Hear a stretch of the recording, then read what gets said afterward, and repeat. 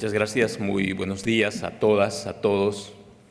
En principio, agradecer a los organizadores de este importante encuentro, la siempre amable hospitalidad del pueblo cubano, a los hermanos, compañeros de la Fiscalía General de la República de Cuba, a la cabeza de Darío Delgado, todo su equipo, esa proverbial gentileza, hospitalidad que tienen nuestros hermanos cubanos, a quienes los queremos y apreciamos muchísimo desde Bolivia. Un saludo cordial y especial a los procuradores generales, fiscales generales presentes aquí, a los miembros de la IAM, la Asociación Iberoamericana de Ministerios Públicos, a todos quienes están presentes en este importante encuentro internacional. Les pido mil disculpas, el día de ayer he estado con un fuerte resfrío, así que les pido disculpas de alguna situación con la voz. Sin duda, y lo resaltaba el compañero Arkel Benítez de la CONGIP, con quien hemos compartido en varios foros, varios eventos y encuentros, las visiones de la transformación de la justicia en nuestros países. El cambio de paradigmas, diríamos, en Bolivia respecto a la administración o a la impartición de justicia en nuestros países. Una oleada de cambios, transformaciones, reformas, lo que nosotros llamamos nuestra revolución democrática y cultural, que viene transformando las bases del Estado plurinacional de Bolivia. A partir de la reforma a la Constitución política, a partir del proceso constituyente que hemos vivido los bolivianos a partir del 2006, donde se da una transformación profunda en todo el sistema judicial, en toda la estructura del Estado primero, en el ámbito productivo, de la economía, de la educación, de la salud y, por supuesto, de la justicia, que es todavía una de las asignaturas en las cuales estamos avanzando y estamos transformando hacia una verdadera revolución de la justicia. Y es ese cambio de paradigmas a partir del reconocimiento de los 36 pueblos indígenas originarios que tiene el Estado boliviano, como un Estado plurinacional. Hasta ese entonces, viendo el ranking internacional, se veía a Bolivia como el subcampeón mundial de la corrupción. Por una institucionalidad corroída, una institucionalidad presa de la partidocracia, del cuoteo, del acuerdo entre los jefes de partidos políticos que cuoteaban la justicia, que cuoteaban los diferentes cargos como magistrados en los tribunales supremos, como fiscales. Al fiscal general se definía en la embajada de los Estados Unidos quién iba a ser el fiscal general. Y una serie de situaciones que realmente tenían una demanda insatisfecha de la justicia en nuestra sociedad boliviana. Y estos cambios de paradigma, estos cambios en la justicia se vienen a dar a partir del proceso constituyente que vivimos el 2006 en el Estado plurinacional de Bolivia, con una nueva constitución política del Estado, garantista, con una constitución política del Estado que plantea diferentes elementos para fortalecer, para mejorar y para dar una participación verdadera al pueblo boliviano en la elección de las autoridades judiciales. Con un cambio en lo que viene a ser la nueva estructura constitucional aprobada luego de la Asamblea Constituyente el 2009, con la vigencia de esta Constitución política, donde se asume como política de Estado la lucha frontal contra la corrupción, existiendo transformaciones de carácter estructural en la administración de justicia para combatir precisamente este fenómeno delictivo como es la corrupción. Un fenómeno delictivo que prácticamente se había institucionalizado en los ámbitos de la administración de justicia. ¿Y qué cambios estructurales se plantean en la Constitución política de Bolivia en lo que viene a ser la lucha contra la corrupción?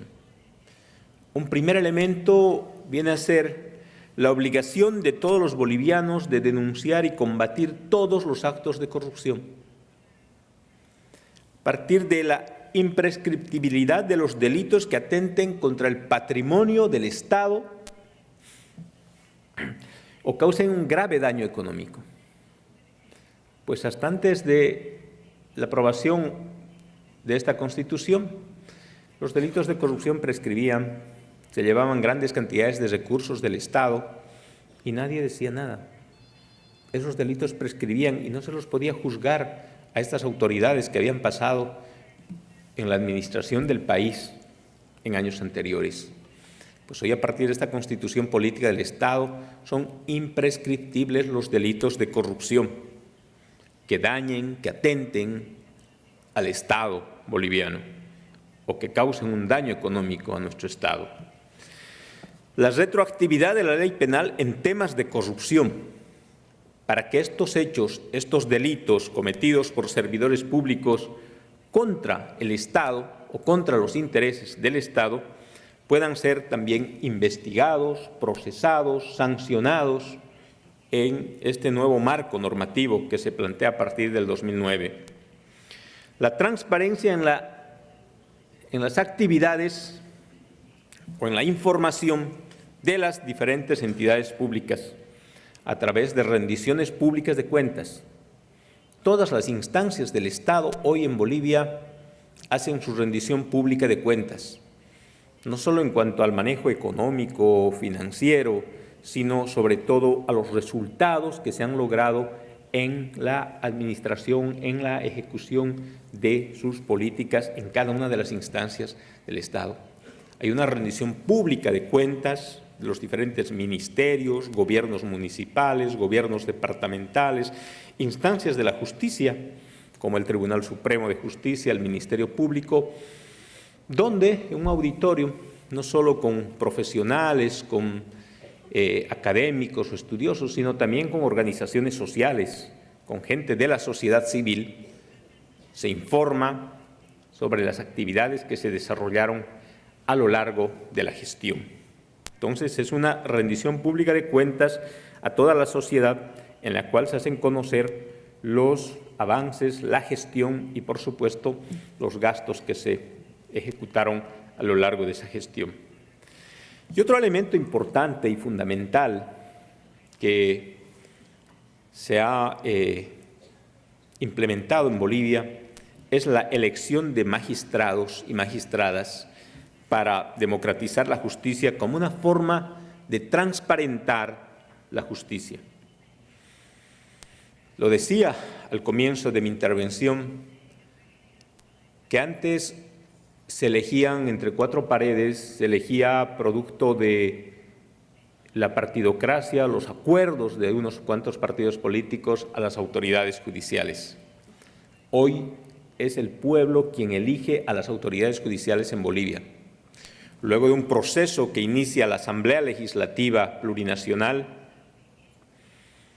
con una etapa de impugnación de parte de la ciudadanía ante cualquier postulante, luego de un examen que rinden con las universidades para la rigurosidad académica, el proceso de selección, esas listas son puestas a consideración del soberano y es la ciudadanía quien tiene la facultad y el derecho de ir y elegir a sus magistrados, a sus autoridades judiciales.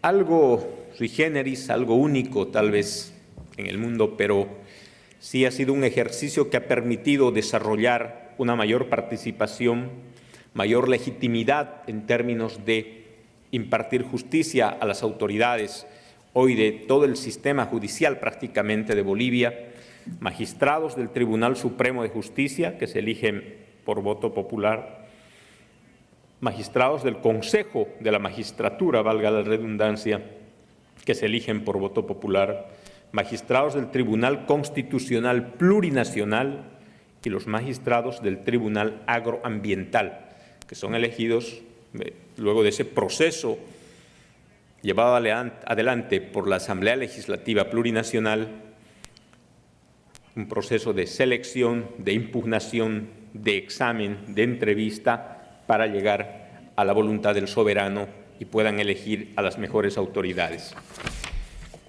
Ese cambio y esa transformación sin duda han cualificado la participación de los magistrados y magistradas. Ha hecho que la ciudadanía se encuentre más representada por estos magistrados y exista una mayor certeza en la impartición de justicia. Pero no solo en el cambio de institucionalidad, en el fortalecimiento de los mecanismos institucionales, sino también en el tratamiento normativo en la lucha contra la corrupción. Ahí pueden observar ustedes un cuadro donde reflejamos los cambios que han existido en estos últimos años. Antes del cambio normativo, del proceso constituyente, de las reformas constitucionales, existía impunidad. Lo he dicho al principio de esta exposición. Hoy hay una sanción efectiva, ya no hay impunidad. Antes existía privilegios e inmunidades.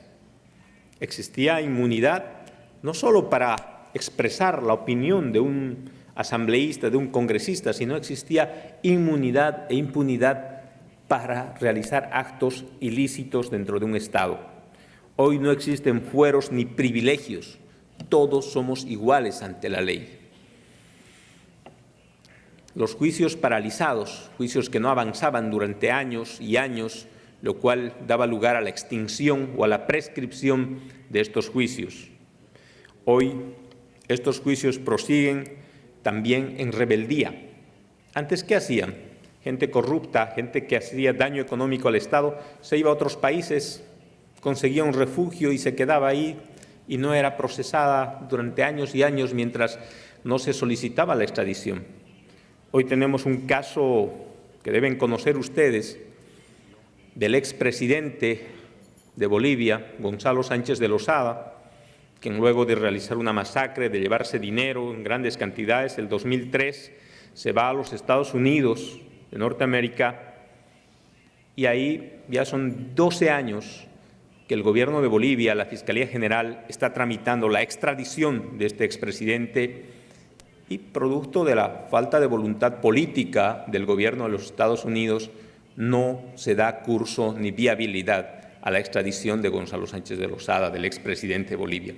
Entonces ocurría ese tipo de situaciones, que se iban del país, se refugiaban en otros países, conseguían asilo, refugio y eran intocables. Hoy estas personas pueden ser juzgadas en rebeldía. Otro elemento fundamental es que los delitos de corrupción prescribían. Hoy estamos bajo un régimen de imprescriptibilidad en cuanto se refiere a los delitos de corrupción. Hay la posibilidad de juzgar estos delitos de corrupción de años anteriores, del pasado, de esos procesos que hubo de capitalización donde prácticamente se entregaron los recursos del Estado en manos de empresas privadas, de transnacionales. Hoy hay una certeza y una mayor certidumbre de que esos casos de corrupción, esos casos que afectaron al Estado, van a ser juzgados o están siendo juzgados y van a tener sanciones. Antes había penas leves, beneficios para la gente que era procesada. Hoy estas penas son más severas. Hoy se han eliminado esos beneficios que había con la gente privilegiada del pasado. Antes solo el Ministerio de Transparencia y Lucha contra la Corrupción elaboraba, proponía políticas contra la corrupción. Hoy tenemos un Consejo Nacional de Lucha contra la Corrupción.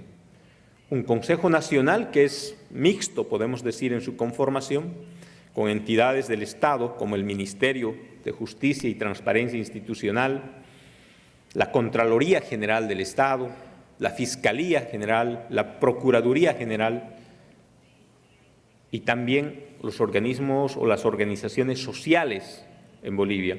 Organizaciones sociales que representan a diferentes sectores de la sociedad civil organizada, que son parte de este Consejo Nacional de Lucha contra la Corrupción, que tiene por objeto el de plantear, elaborar, formular, aprobar políticas de Estado para la lucha contra la corrupción. Producto de esta institucionalidad del Estado, en Bolivia se aprueba la Ley de Lucha contra la Corrupción, Enriquecimiento Ilícito e Investigación de Fortunas, una ley denominada Marcelo Quiroga Santa Cruz, que fue un líder del Partido Socialista en la década de los 70 y que fue asesinado por la dictadura en 1980, la dictadura militar en Bolivia en 1980, fue asesinado este líder socialista y hasta hoy no se encuentran los restos de este líder, y él se caracterizó en la década del 60, a fines del 60, 70, por su lucha en la defensa de los recursos naturales de Bolivia, por denunciar el abuso y el atropello y la explotación que cometían las transnacionales en esa época, como el Standard Oil, la Gulf, en esos años que explotaban el petróleo en Bolivia. Y es en homenaje a este personaje político de la historia en Bolivia que se plantea una ley anticorrupción que se aprueba en marzo del 2010 y que lleva su nombre, Ley Marcelo Quiroga Santa Cruz, como una ley anticorrupción en el país. Esta ley establece mecanismos, procedimientos para prevenir, investigar, procesar, sancionar todos los actos de corrupción que ocurran en el país, en Bolivia, y recuperar además el patrimonio del Estado que se afecte a partir de estos hechos de corrupción. Además, tiene por finalidad una labor también importante, que es la prevención. No es solo la acción de reprimir, de sancionar, de castigar, sino también la prevención, por una parte, y por otra la de acabar con la impunidad de los hechos de corrupción. Bajo esos principios, bajo esos paradigmas que habíamos planteado o establecido en la Constitución Política del Estado, el vivir bien, el summa camaña, bajo esos principios ancestrales que tenemos o que tienen nuestros pueblos indígenas originarios en Bolivia, el Amasúa, Amayuya, Amaquella, que son términos acuñados en quechua, que significa no seas ladrón, no seas flojo, no seas mentiroso. Son principios ancestrales de nuestros pueblos indígenas originarios que ha pervivido de una cultura milenaria y que hoy, en esta transformación del Estado, ha permitido recuperar y estar más presente que nunca, no solo como un eslogan, no solo como un postulado, sino sobre todo y fundamentalmente como un cambio en los paradigmas de la nueva administración de justicia en Bolivia. Y el ámbito de aplicación de esta ley Marcelo Quiroga Santa Cruz es a los servidores y exservidores públicos de las diferentes instancias u órganos del Estado boliviano, a las entidades, instituciones, tanto descentralizadas, desconcentradas, a las entidades territoriales autónomas, departamentales, municipales, gobiernos municipales, gobiernos departamentales, prácticamente a toda la institucionalidad del Estado boliviano. Se aplica a estas entidades, organizaciones en las que exista participación patrimonial, independientemente de la naturaleza jurídica de estas personas. Pueden ser personas privadas, naturales, jurídicas, quienes cometan actos de corrupción, quienes cometan daño al patrimonio del Estado. Estas medidas que se asumen a partir de la ley anticorrupción que tenemos es, por una parte, les decía, en el ámbito institucional, crea un Consejo Nacional de Lucha contra la Corrupción, crea un Ministerio de Transparencia Institucional y Lucha contra la Corrupción, así como el Sistema Integrado de Información Anticorrupción y de Recuperación de Bienes del Estado, el CIARBE, que es un sistema además que recoge o engloba todos los sistemas de información que tienen las diferentes instituciones del Estado boliviano. Es un sistema que centraliza todo el sistema digital, todos los sistemas informáticos que tienen las diferentes instancias en nuestro país, en Bolivia. Y también se crea, a partir de esta ley anticorrupción, los juzgados especializados para la investigación y juzgamiento de hechos de corrupción. Hoy en Bolivia tenemos jueces anticorrupción que han sido formados, creados exclusivamente para juzgar temas relativos a hechos de corrupción. Hay fiscales especializados en la lucha contra la corrupción. En Bolivia el Ministerio Público tiene una dirección especializada, una fiscalía especializada en delitos de corrupción, y a partir de eso la propia formación de estos fiscales en la escuela de fiscales viene desarrollando las destrezas, las capacidades para una lucha contra la corrupción, que por cierto es especializado en la investigación. Y hay policías investigadores especializados en la lucha contra la corrupción. Ya en el ámbito normativo de reformas y cambios en la norma, se crean nuevos tipos penales en los delitos de corrupción. Se agravan las penas, se establecen qué delitos son vinculados además a corrupción, delitos vinculados o delitos precedentes en la corrupción, para juzgar, por ejemplo, el tema de legitimación de ganancias ilícitas, que es importante combatir ese flagelo también, que tiene como un delito precedente en muchos casos delitos de corrupción. Se hacen modificaciones al Código de Procedimiento Penal, además incorporando, como ya lo mencioné antes, la imprescriptibilidad, la retroactividad y el juicio en rebeldía a los hechos de corrupción. No es aplicable ningún tipo de salida alternativa cuando estos delitos afectan al Estado, al patrimonio del Estado. Aquí no es aplicable, no es permisible ningún tipo de salida alternativa que pueda darse o que se da comúnmente en otro tipo de delitos. También, paralelamente a este cambio institucional, este cambio normativo, existen otras medidas operativas que se han asumido para preservar, para precautelar precisamente a la gente que denuncia de corrupción. Porque ¿cuál es el otro gran problema? Como decimos en Bolivia, la corrupción no deja facturas muchas veces. O mucha gente no se atreve a denunciar hechos de corrupción. Entonces, se crea un sistema de protección de víctimas, testigos, denunciantes de hechos de corrupción. Este sistema de protección consiste en, como su nombre dice, proteger a quienes han sido denunciantes, a quienes son testigos en hechos de corrupción. Hay un sistema de verificación de declaraciones juradas, lo que normalmente se hace en la Contraloría, se verifican las declaraciones juradas. Hay una exención de confidencialidad y renuncia del secreto bancario para que las cuentas puedan ser, obviamente, bajo los sistemas de seguridad que existen en los organismos financieros, pero se pueda verificar.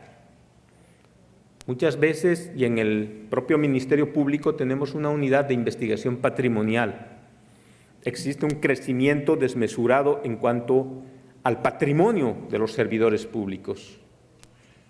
Una persona que gana, en promedio podemos poner unos 5.000 o 10.000 bolivianos, resulta que su patrimonio se incrementa en un 500%, en un 1000%. Entonces, ¿cómo justifica ese incremento? ¿Cómo justifica de un ingreso anual de 100.000, pongamos, que tenga 1 millón, 2 millones en patrimonio? Entonces, se puede indagar, investigar qué es lo que ha pasado, de dónde ha percibido mayor cantidad de ingresos para investigar. Puede ser que justifique que haya recibido una herencia o hasta que se haya ganado la lotería, pero eso es justificando. Y si eso no justifica, implica que hay detrás algún hecho de corrupción o alguna ilegalidad o anormalidad que pudiera haberse cometido. Ya lo mencionaba que en el ámbito institucional, la lucha contra la corrupción ha venido haciendo importantes cambios, transformaciones en el sistema de justicia. La elección de autoridades judiciales, la designación de jueces, tribunales especializados en materia de corrupción, la implementación de una carrera judicial con el fin de garantizar jueces independientes, jueces formados a partir de procesos transparentes, de procesos de ingreso a una carrera judicial que permitan tener mayor autonomía en sus decisiones en la administración de justicia. Desde el Ministerio Público, ¿cómo hemos encarado este tema de la lucha contra la corrupción, de este fenómeno delictivo? Sin duda que hemos mejorado nuestros sistemas de seguimiento, lo que Arkel Benítez decía, la digitalización de los sistemas, con un sistema de seguimiento cotidiano, diario, que se llama el I4, que nos permite en tiempos, en el instante, poder ver si algún fiscal está realizando tareas investigativas en este sistema en cualquier punto del país. Hacer seguimiento respecto a los avances investigativos, hacer seguimiento si estos fiscales han ido a las audiencias o no han ido a las audiencias. Hemos desarrollado un sistema de seguimiento, de análisis y procesamiento de la información que nos permite ver también los diferentes tipos o variables en cuanto a los fenómenos delictivos que hay. No solo en el ámbito de corrupción, pero fundamentalmente en este que nos permite hacer todo un seguimiento. Y este sistema puede estar integrado con otros sistemas del ámbito judicial o del ámbito de la administración del Estado. Una coordinación estratégica interna y externa para tener una justicia pronta y oportuna. Se habla mucho de los temas de retardación de justicia, que no avanzan los procesos, son largos, engorrosos. Sabemos que en materia penal la defensa es amplia y restricta. Sin embargo, muchos hacen un uso o abuso de este principio de amplitud, con incidentes, con excepciones que se plantean, que lo único que buscan y lo único que quieren es llegar a la extinción por cumplimiento máximo del tiempo, a la prescripción. Entonces, se ha logrado introducir reformas importantes para evitar precisamente este tipo de aspectos, de chicanas, de situaciones que lo único que buscan es retardar los procesos, cansar los procesos. Y desde el Ministerio Público hemos diseñado una estrategia de investigación inteligente, estrategia para desarrollar y avanzar en los procesos a partir de estos jueces especializados en anticorrupción, investigadores especializados en anticorrupción, así como fiscales. El principio es cero tolerancia a la corrupción, contra la impunidad, sentar precedentes que no se tolera la corrupción, dejar sentado claramente que cualquier servidor público en el Estado boliviano tiene que ser sancionado cuando hace un uso y abuso de los recursos del Estado, cuando afecta el patrimonio del Estado. Como parte de esa política nacional de lucha contra la corrupción y el impulso a las políticas de prevención. En el Ministerio Público, lo decía, se ha creado la Fiscalía en Delitos de Corrupción como una unidad técnica operativa que coordina, supervisa el ejercicio de la acción penal pública. El Ministerio Público realiza un seguimiento y supervisión al cumplimiento de estas políticas. Se designa estos fiscales especializados en corrupción en todo el territorio nacional y hemos creado también una dirección especializada en investigación de legitimación de ganancias ilícitas. Precisamente el director de esa unidad es uno de los que me acompaña en la delegación de Bolivia y se coordina a nivel nacional e internacional con diferentes redes e instancias que tenemos en cuanto al lavado de dinero, a la legitimación de ganancias, que en Bolivia por lo menos lo estamos encarando recientemente y venimos desarrollando con otras instancias como el propio Ministerio de Transparencia Institucional, de Justicia y Transparencia Institucional, una política nacional que tenga que ver con la lucha contra este flagelo. También hemos desarrollado en el Ministerio Público de Bolivia un código de ética al interior del Ministerio Público.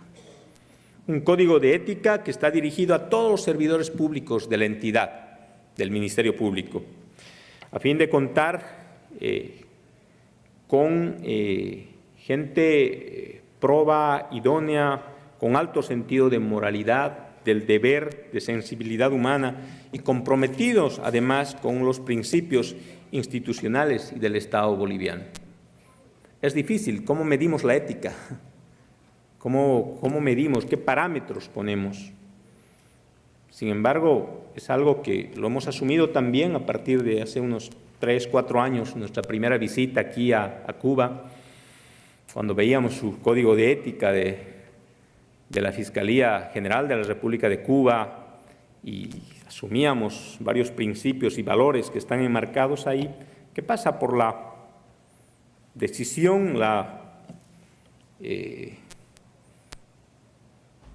participación o la acción de cada persona, de cada servidor, de cada servidora, el compromiso que hay con la transformación y con la revolución que se vive hoy en Bolivia. Por eso contamos con un código de ética, así como con una unidad de investigación patrimonial al interior del Ministerio Público. Porque entendemos nosotros que para luchar y combatir la corrupción a nivel general, a nivel de toda la institucionalidad del Estado, el Ministerio Público debe ser el primero que al interior de sus filas combata la corrupción, transparente sus actos, maneje de mejor forma sus recursos. Por eso es que tenemos una unidad de investigación patrimonial que en primera instancia verificó el patrimonio desde el fiscal general. Yo fui el primero que puso a disposición sus cuentas o su cuenta bancaria, sus bienes, para ver la licitud de esos bienes, la obtención de los ingresos que uno tiene, los directores nacionales, los fiscales superiores, toda la planta jerárquica superior de la Fiscalía en Bolivia puso a disposición sus cuentas bancarias, sus bienes, para transparentar nuestros actos. Continuamos con otro nivel de fiscales departamentales, los jefes de unidades, para llegar hasta los fiscales de materia, y en quienes se encontraba algún movimiento sospechoso en cuanto a sus bienes, a sus recursos financieros, se iniciaba un proceso, o se le daba un tiempo y un plazo para que pueda justificar o presentar los descargos respecto a ese patrimonio o a ese movimiento sospechoso. Y si en ese tiempo no presentaba sus descargos, se aperturaba un proceso. Y a partir de este trabajo interno que se ha hecho, hoy el Ministerio Público tiene toda la fortaleza moral, toda la fortaleza institucional de poder también hacer este seguimiento a toda la institucionalidad pública y a toda la sociedad en general en el Estado boliviano. Por eso es importante la creación de esta unidad de investigación patrimonial. También se tiene un proceso de institucionalización de los fiscales a partir de la escuela de fiscales, luego de un proceso selectivo, un proceso de examen, de admisión, de cursos para incorporar la carrera fiscal. Una carrera fiscal que no existía antes, una carrera fiscal donde prácticamente no había, y hoy tenemos fiscales institucionalizados, producto de exámenes, producto de evaluaciones. Eso queda, eso da solvencia, eso da jerarquía al trabajo que se hace. Ya no son meros fiscales contratados, eventualmente seleccionados muchas veces a dedo por ciertas situaciones de amistad, de otro tipo de acciones que no son precisamente las institucionales, que no son precisamente por méritos. Se ha priorizado la meritocracia. Y ahí tenemos nuestra escuela de fiscales que viene desarrollando una labor de institucionalización, de cualificación de nuestros cuadros fiscales para ir fortaleciendo la institucionalidad del Ministerio Público. Lo decía, la rendición pública de cuentas, la atención a las víctimas, testigos en los hechos de corrupción. Consideramos que estos elementos son fundamentales en esos cambios de paradigma que nos hemos planteado desde el Estado boliviano y que va en consonancia con las diferentes transformaciones que van realizando nuestros estados para ir fortaleciendo, mejorando la institucionalidad y para ir combatiendo este flagelo o este fenómeno criminal que es la corrupción. Se habla de muchos miles de millones en cuanto a recursos se refiere, pero se habla sobre todo de la afectación que se hace al patrimonio, a la riqueza de nuestros estados. Hoy tenemos casos de connotación en algunos países hermanos, países limítrofes de Bolivia, el caso Odebrecht, por ejemplo, donde están comprometidos varios dignatarios de Estado, algunos presidentes de nuestros países, producto de la corrupción. Entonces, ¿cómo mejoramos esa institucionalidad? ¿Cómo fortalecemos esa institucionalidad? ¿Cómo hacemos que la participación de la sociedad civil en el control social también se haga efectivo? Para no ir penalizando, para no llegar solo a los procesos penales que son de última ratio y se anteponga y todo se penalice y todos los procesos se puedan aperturar, sino cómo vamos trabajando en medidas de prevención, de protección, de fortalecimiento de la institucionalidad, de cambios y transformaciones no solo en las normas, en los códigos procesales o penales, sino en los cambios de paradigma, de mentalidad, de servicio que debemos tener a la sociedad. Estamos en ese compromiso en Bolivia, estamos trabajando para que una de las todavía asignaturas pendientes de transformación que hay en nuestro país, producto de esa revolución democrática y cultural, es la justicia. Hace ya 2 años prácticamente, el 2016, en junio, hemos desarrollado una cumbre nacional de la justicia por primera vez en el país. Y esta cumbre nacional de la justicia ha dado tareas importantes y fundamentales para reformar, para transformar y cambiar la justicia, de fortalecer algunas tareas, algunas acciones, de trabajar en una nueva institucionalidad, como es hoy un Consejo Nacional que tenemos de implementación de las resoluciones de la Cumbre de Justicia a la cabeza de nuestro ministro de Justicia en Bolivia y con toda la institucionalidad. Y es realmente un espacio importante y fundamental de intercambio, de diálogo y sobre todo de asumir tareas conjuntas. Consideramos que hoy el compromiso de todos quienes estamos o tenemos el privilegio de conducir algunas instituciones en nuestros países debe ser de lucha frontal contra la corrupción, debe ser de cero tolerancia a la corrupción.